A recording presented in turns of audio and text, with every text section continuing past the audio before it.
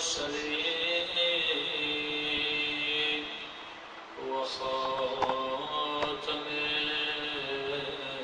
النبيين أبي القاسم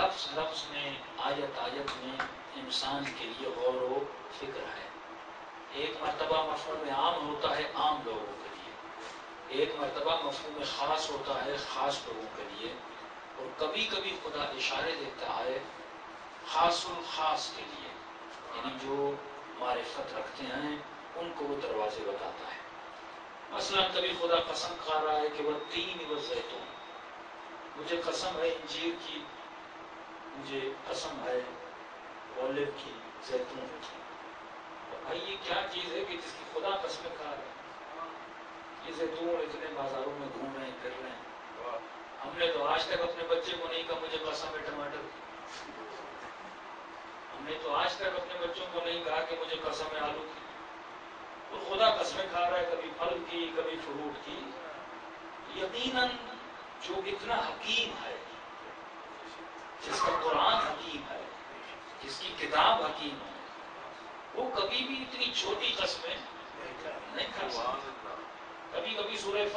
کہتا ہے کہ مجھ سے وہ قسم نہ اٹھوا جو قسم بہت بڑی ہے. کون سی قسم؟ مواقع النجوم، جو ستاروں کی جگہیں ہیں ان کی قسمیں مجھ سے نہ کھا. وہ قسمیں بہت بڑی ہیں. تو انسان سوچے وہ قسمیں اتنی بڑی ہیں کہ خدا یہ کہہ رہا ہے کہ وہ قسم بہت بڑی ہے. یقیناً وہ ایک اشارہ ہے عوام کے لیے، ایک اشارہ ہے خواص کے لیے. عوام تو یہ کہے کہ خدا نے زیتون کی قسم کھائی، انجیر کی قسم کھائی. اب دیکھیے عام قسم بھی کھائے تو اس میں فائدہ ہے، اور جب خواص تک پہنچو گے وہ فائدہ اور ہے. اب عام بندہ یہ کہے گا خدا نے اولد کی قسم کھائی ہے، آج کے بعد کھانے میں اولد یوز کرو. کوئی کہے گا خدا نے انجیر کی قسم کھائی ہے، بھائی انجیر کتنے فائدے ہیں. اب فائدے ڈھونڈو تو خدا نے بغیر فائدے کوئی چیز تو بنائی ہے نہیں. ہر چیز میں وٹامنس ہیں، ہر چیز میں فائدے ہیں. تو عام بندہ یہ فائدہ لے گا کہ اولیو آئل یوز کرے گا، صبح اٹھ کے انجیر کھائے گا تاکہ حافظہ بڑھ جائے. لیکن جب معصوم سے پوچھے کہ مولا یہ زیتون کیا ہے، یہ تین کیا ہے، یہ انجیر کیا ہے، فرمایا تین سے مراد حسن ہے، زیتون سے مراد حسین بن علی ہے. صلی اللہ علیہ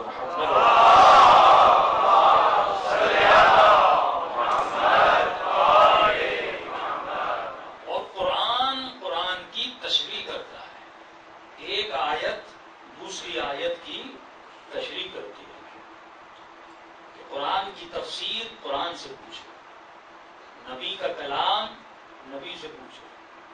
اب ایک بہت آتش بیاں اور شعلہ بیاں خطیب ہے مسلمانوں کا، ٹانگوں سے معذور ہے. اللہ انسان کو ٹانگوں سے معذور کرے پر عقل سے معذور نہ کرے. اب کوئی شیعہ کا ذاکر کوئی بات کر دے اور اس کو ایشو بنا کے پوری قوم کو گالی دی جائے، پوری قوم کو بڑا بڑا کہا جائے. ایک بچہ تھا تو کسی ایک پیر ہیں جن کو مسلمان بہت مانتے ہیں، نام نہیں بولا، تو ملتا تھا کہ انہوں نے اپنی کتاب میں لکھا تھا کہ اے کاش میں امیر شام کے گدھے کے فضلے کا کیڑا ہوتا. یعنی کبھی باطل کی محبت اتنی بڑھ جاتی ہے کہ یہ جملہ کہتے ہیں. ان سے یہ جملہ میں نے سنا تو میں نے کہا یہ ہو نہیں سکتا، اتنا پڑھا لکھا بندہ یہ جملہ کرے. اور انہی دنوں میں میرے صاحب کی تقریر سن رہا تھا تو انہوں نے کہا کہ اویس قرنی سے امیر شام کا وہ گھوڑا جو دوڑا اور اس کی خاک اٹھی اور وہ گھوڑے کے ناک میں گئی اور اس ناک سے جو پانی نکلا وہ بھی افضل ہے اویس قرنی سے. ایک جملہ صرف یہ ملایا، وہ گھوڑا جو نبی کے لشکر میں یا اس کی فتح میں دوڑا تھا. تو ایسے ہی آپ کو شیعوں میں ملتے ہیں. انہوں نے بھی یہی گھوڑے کی مثال دی تھی، والعادیات ضبحا فالموریات قدحا، کہ وہ علی کا گھوڑا جو دوڑا تھا خدا اس کے ناک سے بہنے والے پانی کی قسم کھا رہا ہے اور کہا یہ پانی قم اور مشرق کے مولویوں سے افضل ہے. کہ کہاں کی چیز بندہ کہاں ملا رہا ہے. اس سے اناد انسان کا نکل کے ظاہر ہو جاتا ہے. یعنی آپ دیکھیں یہ اخلاق وہی یہاں بھی نظر آ رہا ہے اور یہی اخلاق ہمارے بندوں میں نظر آ رہا ہے. شیعہ ذاکر جب اناد پہ آتا ہے ویسی گفتگو کر رہے ہیں اسے غلوب کہتے ہیں، اور وہ جب بات کرنے پر آتا ہے غلوب. بھائی فضائل صحابہ ہیں لیکن اتنا غلوب تو نہیں ہونا چاہیے نا کہ آپ ایک گھوڑے کے ناک سے نکلے ہوئے گندے پانی کو کسی نبی کے صحابی جو ویسے کرنی ہے جس کے لیے نبی کہیں کہ مجھے اس کی خوشبو آ رہی ہے، جو اتنا فضیلت والا بن جائے اس سے ملا، اس سے غلوب کہتے ہیں. یہ غلوب اگر شیعوں میں آئے پھر بھی برا، اگر سنی میں آئے پھر بھی برا. یہاں بحث شیعہ سنی کی نہیں، بحث ہم کل ہی ابتدا سے صفت کی رہے ہیں. اگر بری عادت انسان میں آ جائے وہ بری ہے، ہمیں اس عادت سے نفرت ہے. وہ عادت اگر شمر میں آتی ہے تو بری ہے، وہ عادت اگر اپنے کسی بھائی میں آ جاتی ہے بری ہے. معصوم فرماتے ہیں ہمیں جسموں سے جنگ نہیں ہے، ہمیں تمہاری عادتوں سے جنگ ہے. یہ جنگ کردار کی جنگ ہے. تم یہ دیکھو اگر شیعہ ہے اچھی عادتیں رکھتا ہے، کوئی سخی ہے، سخی کوئی بھی ہو، آتم طائی بھی ہے، سخی ہے، امام اس کی بیٹی کا احترام کرتا ہے. کسی کا مولا ہو تو کافر تھا، اس کی بیٹی کا احترام کیوں؟ امام فرماتے ہیں کافر تھا پر سخی تھا. اس کے وجود میں سخاوت کی نشانی. اب کوئی شیعہ اور کنجوس ہو تو مولا اس کافر کا احترام کریں گے لیکن اس شیعہ کا احترام نہیں کریں گے کیونکہ اس میں صفت الہی نہیں ہے. ہمیں یہ نہیں دیکھنا نسبت کیا تھی, نبی کا بیٹا تھا, نبی کا ساتھی تھا, نبی کے ساتھ رہتا تھا, یہ ہمیں دیکھنا ہی نہیں ہے. خدا کہتا ہے ان اکرمکم عند اللہ یتقاکم, تمہیں یہ دیکھنا ہے کہ اس کے وجود میں تقویٰ کی صفت ہے. اگر یہ متقی ہے, صحابی ہے, اس کے قدم بھی ہمارے لیے محترم ہے. اگر یہ متقی ہے, نبی کی اولاد میں سے ہے, ہمارے لیے قابل احترام ہے. لیکن اگر متقی نہیں, بری صفت ہے, صحابی بھی ہے, تو قابل احترام نہیں ہے. اگر متقی نہیں ہے, بری صفت ہے, اگر اولاد علی سے بھی ہے, تو ہمارے لیے قابل احترام نہیں ہے. اپنا جعفر کذاب کون تھا؟ 11ویں امام کا, امام زمانہ کے چچا جعفر کذاب, لیکن لقب کیا ملا تاریخ میں؟ کذاب, یعنی جھوٹا. جب کذب کی صفت آ گئی تو اہل بیت نے کہا اس شخص سے کیا کرو؟ دوری کرو. نوح کا بیٹا ہے, جب بری صفت آ جاتی ہے تو خدا کہتا ہے لیس منا اہلک, یہ تمہاری اہل سے نہیں ہے. لیکن جب اچھی صفت آ جاتی ہے تو مولا علی فرماتے ہیں سلمان و منا. صلوات پڑھے محمد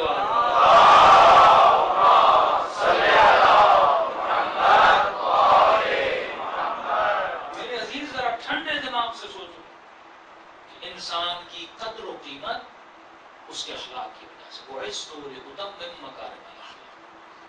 اب مسئلہ یہ ہے کہ ہمیں جو دین ملا وہ ہم نے اللہ سے کیا لیا, وہ ہم نے مولوی سے لیا. اب ہم نے یہ بھی نہیں دیکھا اس مولوی میں تعصب ہے نہیں ہے, اس کی صفت اچھی نہیں. پہلی شرط جو اہل بیت نے, رسول خدا نے, قرآن نے رکھی, وہ پیش امام کے لیے بھی شرط عدالت تھی کہ جس کو تم صرف 17 منٹ نماز کے لیے کھڑا کرتے ہو, یہ دیکھو وہ عادل ہو. پوچھا گیا عادل کی نشانی کیا ہے؟ عادل کسے کہتے ہیں؟ جسے تم نے گناہ کبیرہ کرتے ہوئے نہ دیکھا ہو. اگر کسی مولوی کو مسجد میں بیٹھ کر غیبت کرتے ہوئے دیکھو, اس کے پیچھے نماز عادل ہے ہی نہیں. وہ بیٹھ کے لوگوں کی برائیاں کر رہا, غیبت کر رہا ہے. اگر حاسد ہو, حسد ہو, حب دنیا ہو, اگر گناہ کبیرہ کسی نامحرم سے کوئی تعلق میں مبتلا دیکھو, اگر کسی انسان کو گالی دیتے ہوئے دیکھو, اس کے پیچھے نماز نہیں پڑھ سکتے کیونکہ یہ مصلی پہ کھڑا ہے, اللہ کی نماز اور دین کو قائم کرنے کے لیے کھڑا ہے. اگر وہ خود ہی برائی ہوگی. اچھا یہ بھی ہے کہ اگر تم اسے گناہ کرتے ہوئے دیکھو تو تجھ پر ہے تو اس کے پیچھے نماز میں پڑھو.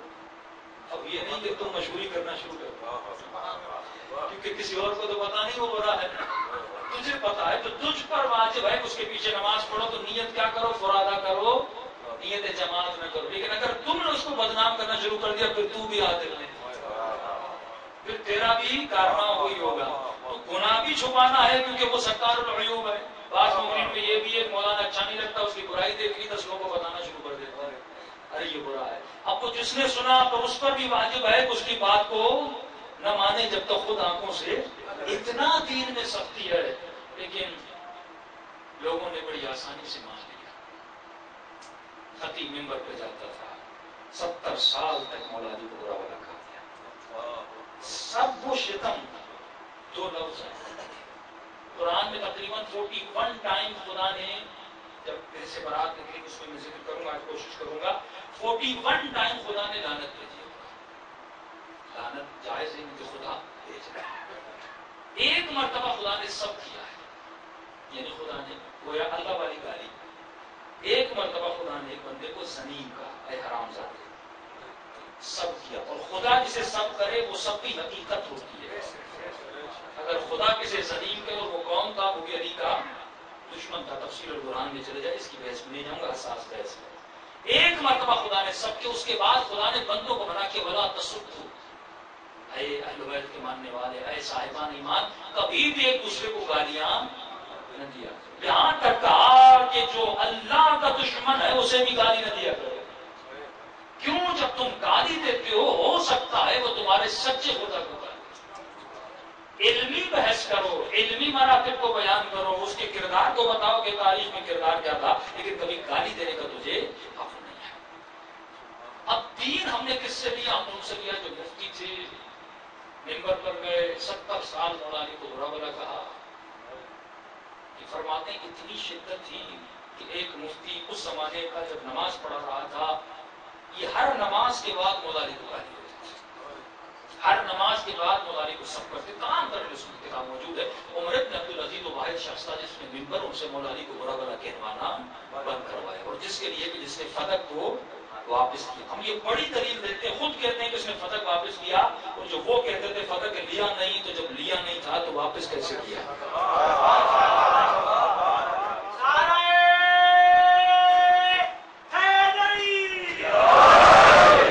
یہ جب سے منوس جلالی کا قصہ چلا ہے تو بعض لوگ کہتے ہیں مولانا اس نے توہین کر دی. میں نے کہا یہ جو زبان سے اس نے جملے کہے ہیں اس میں بھی اللہ کی بڑی حکمت ہے. معصوم کی دعا ہے نا کہ ظالم کو ظالم سے لڑا دے. ایسے جملے اس نے پہلے تو یہ مانتے ہی نہیں تھے کہ سیدہ دربار میں گئی تھی. ہم شیعہ زور لگا رہے تھے کہ بھائی گئی تھی, یہ کتنی کیسے ممکن ہے نبی کی بیٹی دربار میں جا اور مانگے اور خلیفہ نہ دے. اب اللہ کا شکر ہے خود ہی مان لیا کہ گئی تھی, تو آدھا مسئلہ تو ہمارا حل ہو گیا. بلکہ میں کہوں گا پورا مسئلہ حل ہو گیا. اس نے کہا گئی تھی اور اس نے دیا بھی نہیں تھا. یہی تو ہمارا مسئلہ ہے. ہم کہتے ہیں دینا چاہیے تھا, آپ کہتے ہیں دیا نہیں تھا. اب یہ فیصلہ مسلمان پہ چھوڑنا چاہیے کہ اگر نبی کی بیٹی تیرے در پہ آتی, تجھ سے تیرا گھر مانگتی, تو دیتا کہ نہیں؟ نبی کی بیٹی اور وہ وسیلہ بتا رہی ہیں, پھر پورا خطبہ پڑھو نا کہ سیدہ نے دلیلیں کون سی دی تھی, قرآن کی آیتیں کون سی پڑھی تھی, وہ وثیقہ بھی لائی تھی, وہ کتیبہ بھی لائی تھی جس پہ رسول خدا نے ہاتھ سے لکھا ہوا تھا کہ یہ میری بیٹی کا حق ہے. تو یہیں سے شیعہ کا فیصلہ ہو جاتا ہے کہ حق پر کون تھا, باطل پر کون تھا. صلوات پڑھے محمد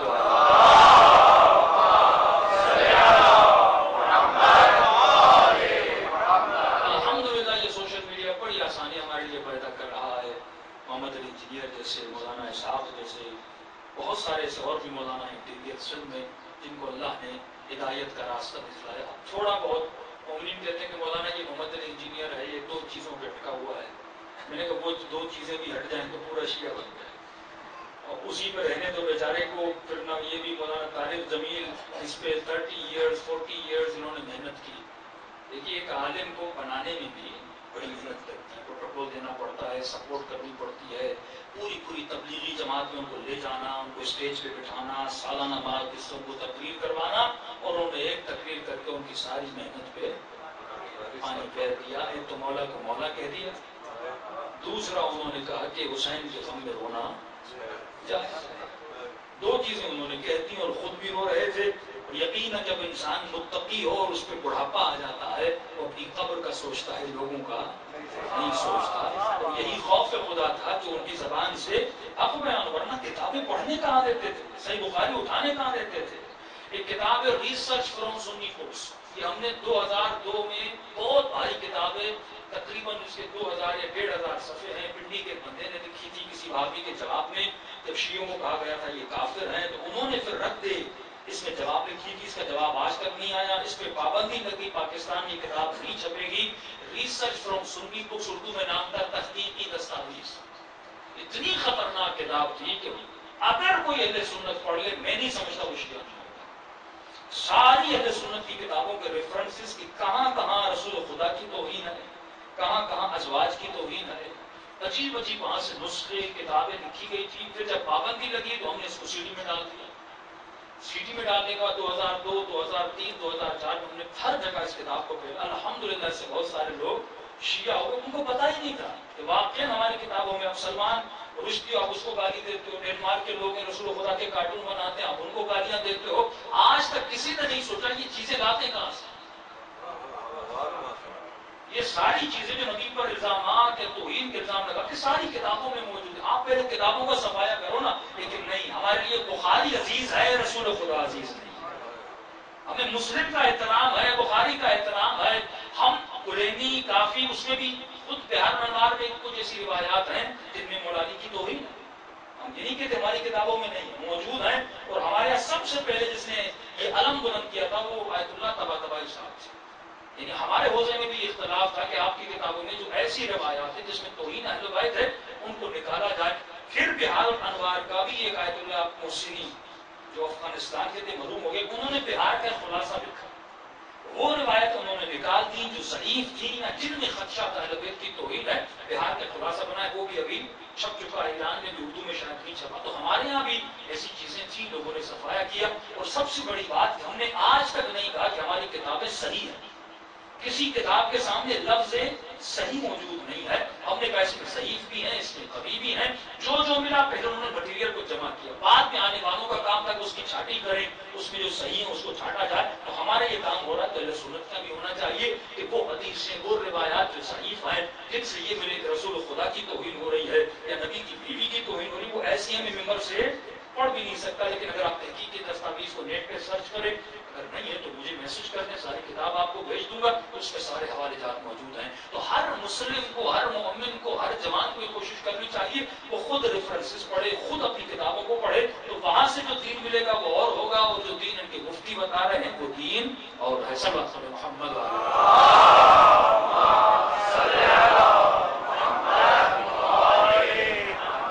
تو پہلا سوال جو انسان کو سوچنا چاہیے کہ رسول خدا کے بعد، اب یہ بات تو مسلم ہے کہ کوئی کربلا تھی، کوئی حسین تھے، کوئی حسین کے بچے تھے. روسی کربلا میں صرف شہید نہیں کیا گیا. شہید ہونے کے بعد ابن سعد نے کہا اچھا یہ جو تاریخ کربلا، مقاتل کی کتاب یہ بھی اہل سنت نے لکھی، مقاتل لکھنے والے بھی اہل سنت نے، یہ کہیں کہ اس میں کوئی ملاوٹ ہو ایسا کچھ نہیں. اس نے کہا، مرحوم نے کہا کہ جس کی جو لاشیں ہیں وہ اپنی لاشوں کو لے جائیں. جو قبیلہ اپنی علی اکبر کی لاشوں کو لے جائیں گے، لیکن فرماتے امام حسین کا لاش بچ گیا تھا. اس لاشے پہ یعنی صرف شہید نہیں کیا، سب جانتے ہیں کہ امام حسین شہید ہوئے گودیا قتل کا، ایک ایسی جگہ جو نیچے تھی. بی بی زینب کہتے ہیں تلہ زینب، ایک ایسی جگہ جو جگہ اوپر تھی. امام حسین سطح زمین سے نیچے شہید ہوئے تھے. ایک گودی تھی، نچلی جگہ تھی. ایک انسان کو شہید کر کے وہاں سے نکال کے زمین کربلا پہ لایا گیا اور کہا اس کو گھوڑے پہ. اتنا عناد، اتنی دشمنی مجھ سے تھی نہیں. حسین سے. کون حسین؟ جس کا کلمہ پڑھتے تھے، جس کے نانا کی نمازوں میں نام لیتے تھے. اسی حسین کے بدن پہ لاشیں. بھائی یہ ظلم تو اپنی جگہ ہے، لیکن یہ سوچا جائے کہ یہ کر کیوں رہے ہیں. کون سی ایسی امت ہوگی جو اپنے نبی کے نمازوں کو مانے؟ یہی اسی نقطے پہ اگر مسلمان سوچے، اگر واقعی اسے اپنی قبر کی پرواہ ہے، وہ جائے گا تاریخ کی کتابوں کو اٹھائے گا اور سوچے گا. سوال یہ نہیں کہ یزید خلیفہ بنا، اس کا باپ تھا، اس کی حکومت تھی، اس نے بیٹے کو بٹھا لیا، کوئی بڑی بات نہیں ہے. جس طرح پاکستان میں سیاسی پارٹیاں باپ کے بعد بیٹا آتا ہے، باپ کے بعد بیٹی آتی ہے. یہ کوئی سوال نہیں ہے کہ باپ کے بعد بیٹا کیسے آئے. بھائی حاکم تھا، اس نے بیٹے کو بنا دیا، اس کے پاس پاور تھا، اس کے پاس لشکر تھا، اس کے پاس پیسہ تھا. سوال یہ آئے کہ اس مسلم معاشرے میں یزید جیسا حاکم بنتا ہے اور اس وقت کا مسلمان اس کو ایکسپٹ کرے. یزید کو مان لینا یہ بڑی بات ہے. تو منبر پر جا کر شراب پیتا ہے، جو دین کو تباہ و برباد کرتا ہے، جو فساد پھیلاتا ہے. پہلے جتنے حاکم تھے وہ برملا دین کے مخالف نہیں تھے. یہ خود اپنی تاریخ میں لکھتے ہیں کہ اس کے وقت کے جانشین، یہ تو امیر شام کے زمانے میں بھی ہوتا تھا کہ شراب کی حالت میں مفتی شراب کی حالت میں جا کے نماز پڑھائے، 2 رکعت 4 رکعت میں پڑھاتے. بھائی آپ تاریخ پڑھتے کیوں نہیں ہو کہ کیا حال ہوا مسلمانوں کا؟ یہ دین تھا جو رسول خدا لے کر آئے تھے، یہ اسلام تھا جو رسول خدا. جب مغلوں نے عباسیوں پہ حملہ کیا، مغلوں نے فرماتے جب عباسی دربار میں ہم جاتے تھے کہ ایک دربار سے 300 عورتیں نکلتی تھیں. یہ اسلام سے تجھے شکایت ہے کہ تم 300 قدیسے رکھو اور بیت المال سے اس پہ خرچہ کرو. فرمایا جب ان کے گھروں پہ حملہ کیا تو ان کے مفتی الیاذ باللہ قوم لوط کی طرح لواط کی بیماری میں مبتلا تھے. ان کے مفتی جب ان میں یہ بیماری تھی تو منبر پہ جاتے تھے، فتوا دیتے تھے. آپ دیکھیں قرآن کو مس یوز کس طرح کیا گیا. کیوں نہیں پڑھتے آپ لوگ؟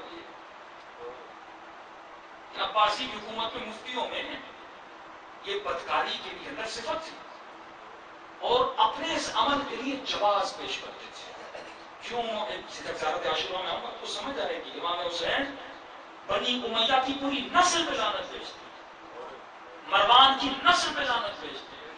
معصوم لعنت کیوں بھیج رہے ہیں؟ کیونکہ انہوں نے اسلام کو تباہ کیا. ان کی نسلوں نے، قرآن کا آیت پڑھوں گا، اللہ کے وعدے ہے حبیب ان کو نخفف ہو، میں ان کو ڈراتا ہوں، لیکن ان کے طغیان میں اور اضافہ ہوتا ہے. یہ اور باغی ہوتے ہیں، یہ اور میرے دین کے مقابلے میں آتے ہیں. تو ان کے کرتے تھے، جواز پیش کرتے تھے قرآن سے. کہتے تھے دیکھو آخرت میں یہ لذتیں جو دنیا میں ہیں یہ لذتیں آخرت میں بھی ہوں گی. تو آخرت میں حور بھی ہے، غلمان بھی ہے. تو حور سے بھی تم لذت لوگے، ریاض باللہ غلمان سے کون سی لذت لی جائے گی؟ یہ قوم لوط والی لذت غلمانوں سے لی جائے گی. جواز پیش کرتے تھے اپنے گناہوں کا. اور یہی جواز، یہی سوچ کیوں لعنت بھیج رہے ہیں؟ معصوم بنی امیہ کی آئیڈیالوجی پہ لعنت بھیج رہے ہیں، اس فکر پہ لعنت بھیج رہے ہیں جس نے اسلام کی جڑوں کو کھوکھلا کر دیا. اور یہی مفتی، یہی ملا آپ طالبان میں چلے جائیں، کہتے تھے اگر جنگ کی حالت میں بیوی ساتھ نہیں ہے تو مرد مرد کے ساتھ زنا کر سکتے ہیں. کہتے تھے جنگ کی حالت میں حرام نہیں ہے، مکروہ ہے، شدید کراہت شدید ہے. دائیاں یہ جواز جہاد النکاح یہ فتویٰ کہاں کی تھی؟ یہ کہاں سے نکلی؟ یہ قرضاوی جو مصر کا ملا تھا یہ کہاں سے نکلا؟ فتویٰ دی اس مرحوم نے کہ جہاد النکاح کر تم پر واجب ہے. عورتوں نے اپنی عزتوں کو پامال کر دیا. شادی شدہ عورتوں کی عزتیں کتنے زنازادے ان کے جہاد النکاح سے. پورے یزیدی قبیلے کی 400 لڑکیاں تباہ و برباد ہو گئی صرف اس لیے کیونکہ انہوں نے دین اسلام کو مس یوز کیا. اور مس یوز کیوں ہوا؟ جب تم دین اسلام صحیح دروازے سے حاصل نہیں کرو گے تو شیعو فخر کرو کہ تمہاری نسلیں بچی ہوئی ہیں کیونکہ تم نے علی ابن ابی طالب کو فالو کیا. صلوات پڑھے محمد والا.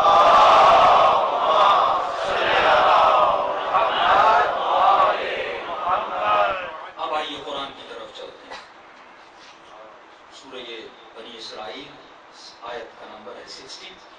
آواز آتی ہے وَإِذْ قُلْنَا لَكَ إِنَّ رَبَّكَ أَحَاطَ بِالنَّاسِ وَمَا جَعَلْنَا الرُّؤْيَا الَّتِي أَرَيْنَاكَ إِلَّا فِتْنَةً لِلنَّاسِ وَالشَّجَرَةَ الْمَلْعُونَةَ فِي الْقُرْآنِ وَنُخَوِّفُهُمْ فَمَا يَزِيدُهُمْ إِلَّا طُغْيَانًا كَبِيرًا. فرماتے رسول خدا نے خواب دیکھا. اصحاب فرماتے ہیں کہ ہم جب بھی رسول کو دیکھتے تھے رسول کے چہرے پہ مسکراہٹ ہوتی تھی. کبھی بھی ہم نے رسول کو غصے کی حالت میں ابوس چہرہ رسول کا نہیں ہوتا. جو بھی بندہ ملتا تھا اس کی محبت، رسول کی محبت اس کے دل میں چلی جاتی تھی کیونکہ خوش اخلاق تھے. اور مولا علی بھی فرماتے ہیں میرے شیعوں کی نشانی یہ ہے کہ شیعہ خوش اخلاق ہوتا ہے. اس کے چہرے پر مسکان ہوتی ہے، مسکراہٹ ہوتی ہے. لیکن بعض ایسے خشک متقی ہم نے دیکھے ایسا چہرہ بنایا ہوا ہے کہ بندہ ڈر جائے. گھر جاتے ہیں تو بیوی ڈرتی ہے اور بچے کہتے ہیں بابا آ گیا خیر نہیں. علی والے کو کبھی ایسا نہیں ہونا چاہیے. امام فرماتے علی والے کا اخلاق بہترین اخلاق ہوتا ہے کہ گھر جائے بیوی خوش ہو. امام فرماتے یہ تقویٰ کی نشانی نہیں کہ تم اپنے چہرے کو سجا کر رکھو. متقی وہ آئے جو چہرہ بھی ایسا بنائے جیسا علی کا تھا. ہر چیز ہمیں ادب سے سیکھنی ہے. لیکن فرماتے اس خواب کی بات جب رسول نے دیکھا بعض اصحاب فرماتے رسول کی مسکراہٹ ہم نے نہیں دیکھی، اداس نظر آتی تھی. کیا خواب دیکھا رسول خدا نے؟ جس کا شان نزول ہے. رسول خدا رات کو سو رہے تھے اور خواب دیکھا کہ نبی کے منبر پر بندر چڑھ رہے ہیں اور اتر رہے ہیں. اب جس بندے نے پتھر کھائے ہوں ایک دین کے لیے، جس نے زحمتیں اٹھائی ہوں، جناب حمزہ کے جگر کو چبا لیا گیا، اتنے اصحاب اپنے پیارے اصحاب کو رسول خدا نے گوایا ہو، کس کے لیے؟ ایک دین اسلام آئے، ایک انقلاب آئے، ایک ریگولیشن آئے تاکہ لوگوں میں اخلاق بنے، یہ متقی بنے، پرہیزگار بنے، جنتی بنے. اب وہی نبی خواب دیکھ رہا ہے کہ میرے جانے کے بعد میرے ممبروں پہ بندر آ رہے ہیں، یزید جیسے بندر، بنی امیہ کے بندر اس ممبر پہ رہا جنہوں نے دین اسلام کو، خلافت کو دور کی بات، بادشاہت کو بھی تباہ و برباد کر دیا. ایسے لوگ ممبر پر آ رہے ہیں. رسول کو داس تھے، اللہ کی آواز آئی اے میرے حبیب ہم نے تجھے دکھلایا ہے، ان لوگوں کی مثال دی ہے. فرماتے ہیں حبیب یہ تمہاری امت کی آزمائش ہے. ہم نے نوح کی امت کو آزمایا، ہم نے ابراہیم کی امت کو آزمایا، ہم نے موسیٰ کی امت کو آزمایا، ہم نے عیسیٰ کی امت کو آزمایا، تو تمہاری امت تو مبرہ ہو نہیں سکتی. اللہ کی سنت کبھی نہیں بدلتی. اگر یہ سنت انبیاء ما قبل میں تھی تو یہ سنت جاری رہے گی. یہ مسلمان کی بھول ہے کہ نبی کے صحابیوں سے امتحان نہیں لیا جائے. یہ مسلمان کی بھول ہے کہ امت مصطفیٰ سے ہر کسی سے ہم امتحان لیں گے. یہ آزمائش کا ذریعہ ہے. فرمایا جس طرح قرآن میں اللہ نے شجرہ ملعونہ پہ لعنت کی ہے، وشجرۃ الملعونہ، ایک ایسا درخت جو ملعون ہے، جس کی نسل ملعون ہے. فرمائیے قرآن میں اس کا ذکر ہے. ہم ان کو ڈراتے ہیں نخوفہم، لیکن فما یزیدہم، یہ ہمارا ڈرانا، یہ علی کے خطبے، یہ زینب کے خطبے دربار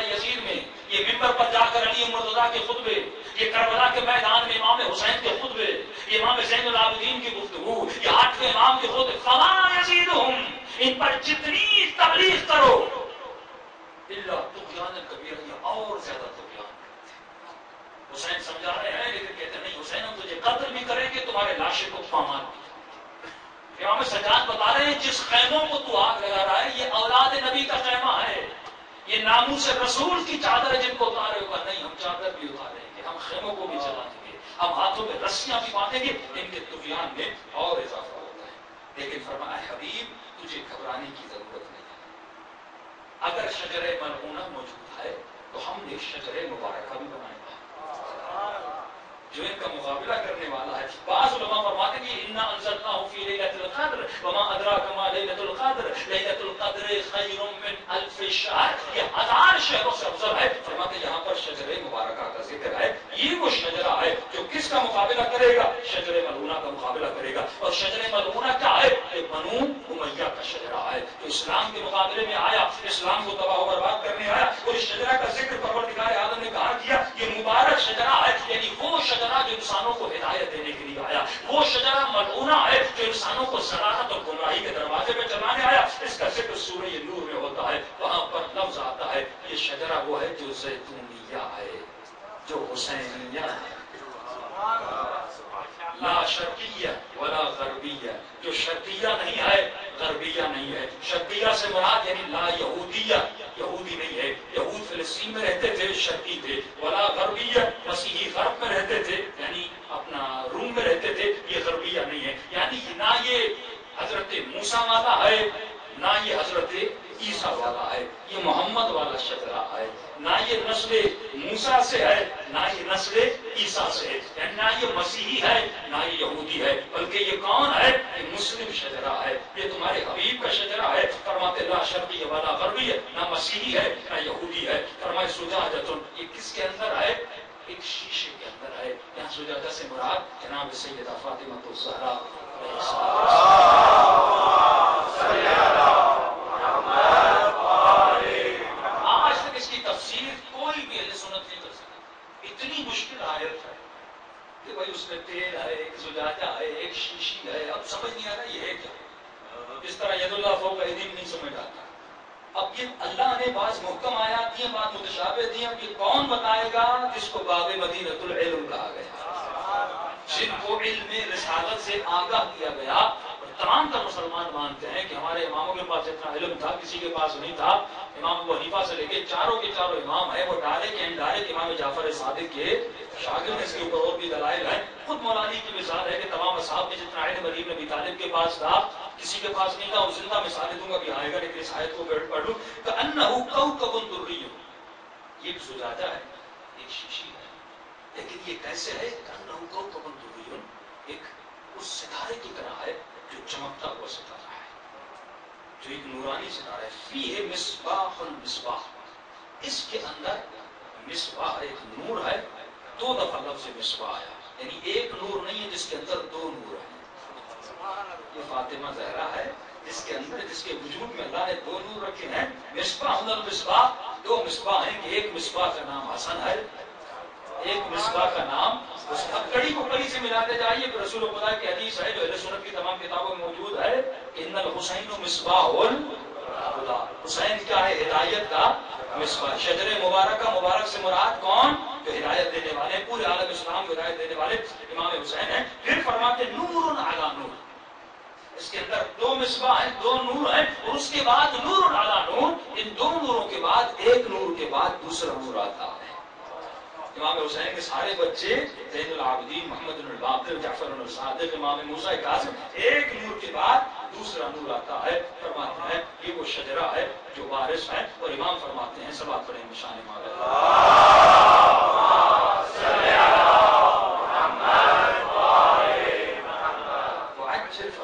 ان چار چیزوں کا ذکر خدا نے قرآن میں کر دیا۔ اتنا تو قرآن میں آیا کہ ایک شجرہ ہے ملعونہ ہے، ایک وہ شجرہ ہے جو شجر مبارک ہے۔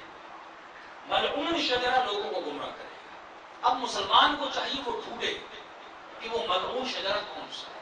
میں نے ایک سمپل سی مثال دی تھی تاکہ جو جوان سن رہے ہیں سوشل میڈیا پہ ان کو بھی علم ہو جائے کہ بھائی آپ عقلانی بات کرو، عقل سے لگے ہو۔